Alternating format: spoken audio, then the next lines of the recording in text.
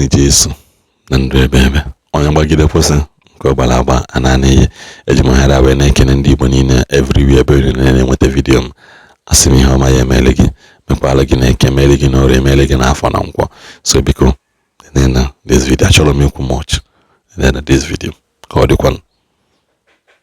Share this video. Share this video. Share this video. Share this video. Yeah? Click on like and love. Yeah, this is going to be the shortest broadcast. Megol. Shortest one.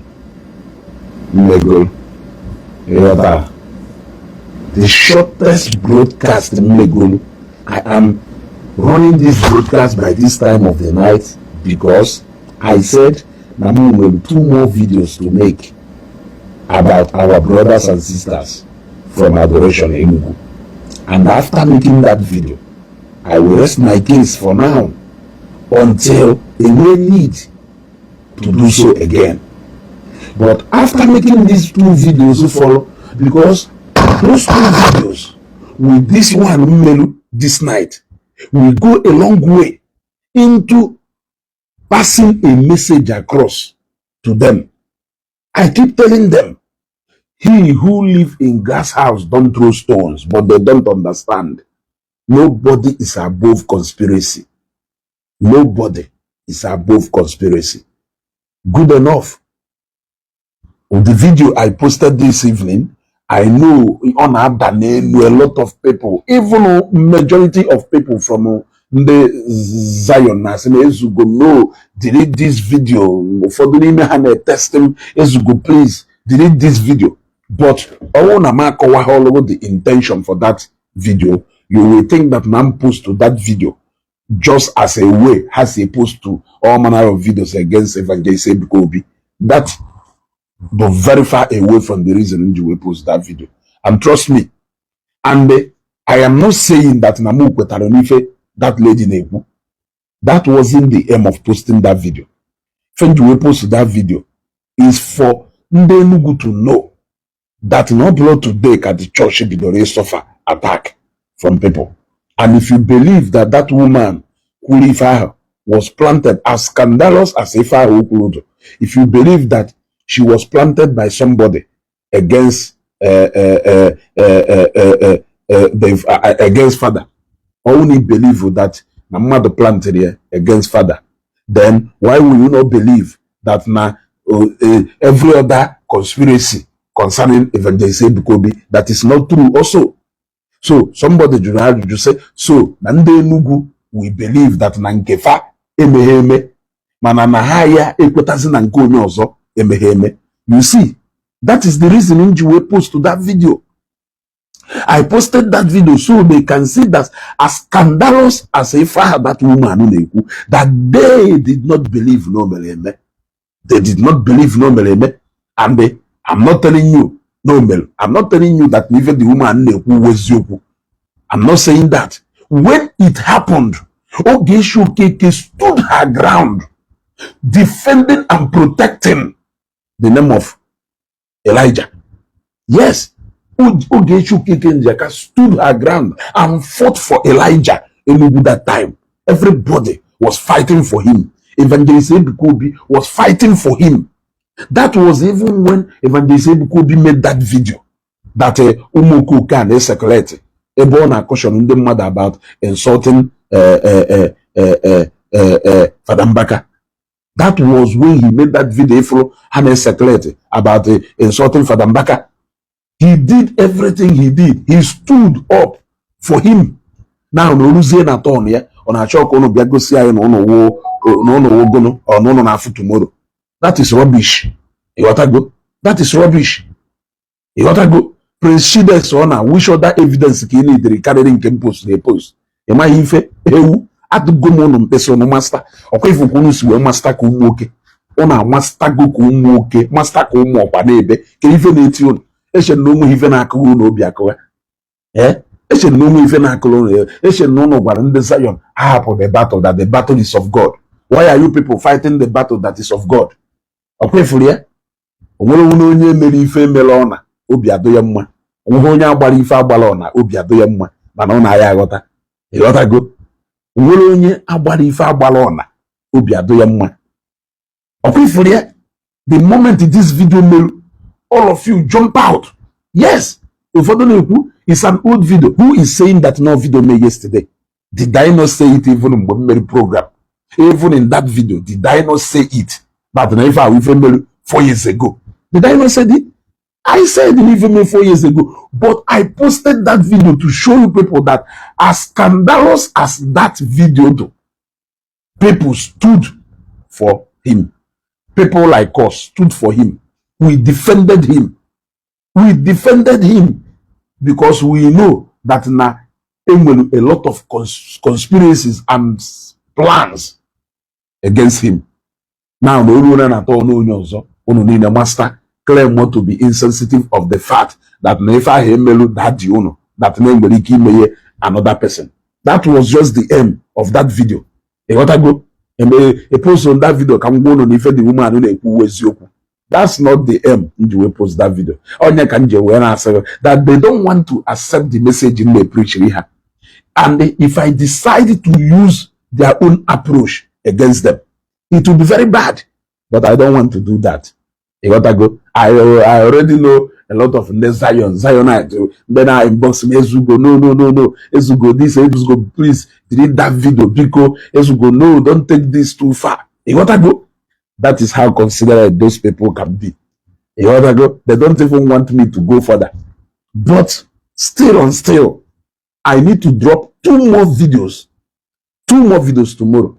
And after that 2 videos, that will be all till further notice. I will rest my case on that. But these 2 videos we think can drop for today. We help them to know no blotter. And that conspiracy will never end. That conspiracy against the men of God will never end. And they say man of God who was manoko man of God who also was man is man of God don't cause always yoku man of God who is yoku. You know that good man of God who is yoku ko onwere bia comment ya say Ezugo please mu delete another video na that lady mechalo nya na nwa nwai confess ya na that woman do mentally unstable ka wo ifedoro ha. Did the Lovette not say that no bia ye testimony out of faith? Did they believe her? When Lovette was arrested, did she not say that no that testimony out of faith? Did they believe her? When J-Pack and the governor Ezioku interviewed Jonathan the padlock man, did you not hear what Jonathan said? Did they agree with that? The explanation we gave about the plate number, did they agree to that? When it came to this girl who police Skibo Owebiamba, every explanation that was given there, even when it was clear on video that Evangelist go be Junior, what do you want to go? Did they believe that? So which one exactly did they believe? Manoga hapota or mount on a water or will leave an emegasieme ne woku. Why no mana eje sapeta ukonke no jure benine hapuko nevaho on nacho yuno ya la konya na monso. Mad they resist on man on acho him and mad they resist on. People keep resisting. On I'm on a mad mume resist on. I've done the first video. Only 2 more videos to go down before I close and end everything concerning Elijah Enugu for now. In fact, I will call his name, Father Mbaka, because when anything against him, in fact, that video do before the public domain.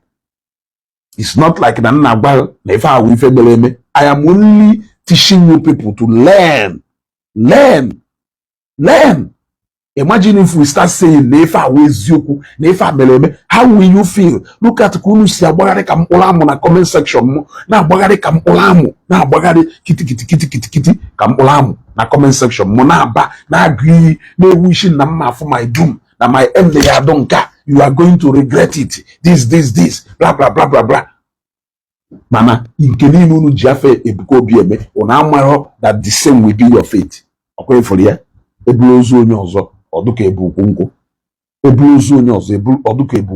This video is just to open volume 1.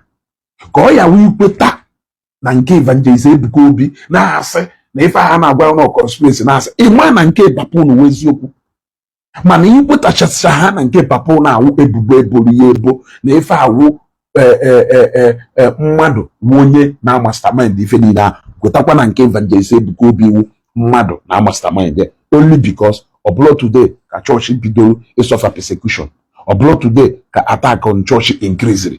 Go. So a target to one man of God is also a target to another man of God, and then a target in the popular.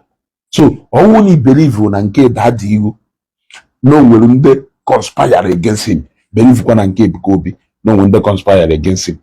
Man, he believe one and keep Kobe wase nezuku. Marwan and ke that you wase nezuku. I said this broadcast is not going to be long. I decided to do it a clarification to the video I posted because I have another one coming tomorrow morning. I have two coming tomorrow actually, and after that too, I will rest my case for now until further notice. My intention is not to fight Mbaka. I have no intention of fighting Mbaka, but I have the intention of passing a message across to the adorers to know that in this battle that if need unity only because the fate of this person is at some time with the fate of the other person, and it's not as if he has even been left alone. You got to go. So there is need to fight to fight with unity. The vision of Ideme Nanda Kanda the superior will not help anybody. Will not help anybody. In fact, a man of God do scandal, we so much scandals as far as Eastern ministers is concerned. You can't take that one away from Mbaka. Scandals, but in all that, you are seeing Ake Mwenofe. You are seeing Ake Mwenofe. Not one, not two, not three, not four. If you can believe that all those things what people want to fight here, why can't you believe the same? Maybe Evangelist Ebuka Obi. The same way Ebuka Obi and the whole Zionite teamed up to stand in for Mbaka during his own travels. Why can't you people do the same? If you do the same, message mode very clear, except if you are so sentimental that you cannot get it. You want to go? How many sort of Nande na bekwa na comment section upon even cool to clear bekwa ba he na go bi e na go yi na na ebe a na asem na ezugo kama is coming. So ngonwa ye receive kama. So ngonwa ye receive kama. You are the God that sees the heart of man. You have seen the heart of Ebuka Obi. You have seen the heart of your daddy. You have seen everything that transpired, and you have concluded Nankeye wase Mananke Ebuka weziyoku. Make una fear God. Make una fear God. What the church needs now is unity. What the church needs now is unity. Ekwena ka owolongo ekwensu yejiwe kwarungwolo. Ekwena ka owolongo ekwensu yejiwe kwarungwolo. A fight to one is a fight to all. All no natural what I'm here today. That has always been my message. Una sound using ka yasena na meji ties we match champion. Artists as if ties we match champion. What the church needs now is unity. What the church needs now is unity. All no believe on half an ina na Ebuka Obi na nke ni na akpolo da di Enugu wase na ife ni na unkonuko ụfọdụ bishop na ndị church na agba mbọ ka emechi adoration. Don't you think? Do you think that na ndị na agba mbọ ka emechi adoration ya do happy na half na Zion? That is what we are talking about. That is the unity we are talking about. And not only we put an any altar wuru maka ife on our phone na social media and even our public domain. Nawa mmadụ afa ejime e ka na-ekwu ife na-ekwu instead of ihe ekwu na ọha ife agbu e ka na-ekwu ife na-ekwu na-ekwusi ife na-ekwu ike. I will end this video here. Video n'ụtụtụ echi and another video ya bịa tomorrow. We clarify more balances about what has happened to Ebuka, and especially the recent one involving Father Mobejoy and others, and what has happened to that dia in Enugu, so that you will know that so what is there is for everybody to lie low, throw away every age in the previous days. That the leftover food from the previous days. then there will be unity so that we can actually face the real enemies. You want to go? The real enemies are enjoying, and you won't like them. That enjoyment having way to last longer. I want to balance everything to you tomorrow so that it will make sense to you, so that you will see the reason as an only adorer to forget about Ife na Anomaka Ebuka and they focus on the people who we are up against. And you as a Zionite, you forget about everything. And the Zionite had done much more after attacking the person of Father Mbaka. That's what I have seen. In what I go, they are more on the defensive mode, while in the on a defensive and attacking mode. In what I go, even a video post too. You came my video when what I said in that video do clear and very understandable, except if you continuously want people to be condemning the name of Ebukobi while you want the name of your own papa to be on a clean slate, then it will not work. It will not work. The justice for Ebuka is the justice for Mbaka. Justice for Father Mbaka is the justice for Evangelist Ebukobi. Catch you till tomorrow.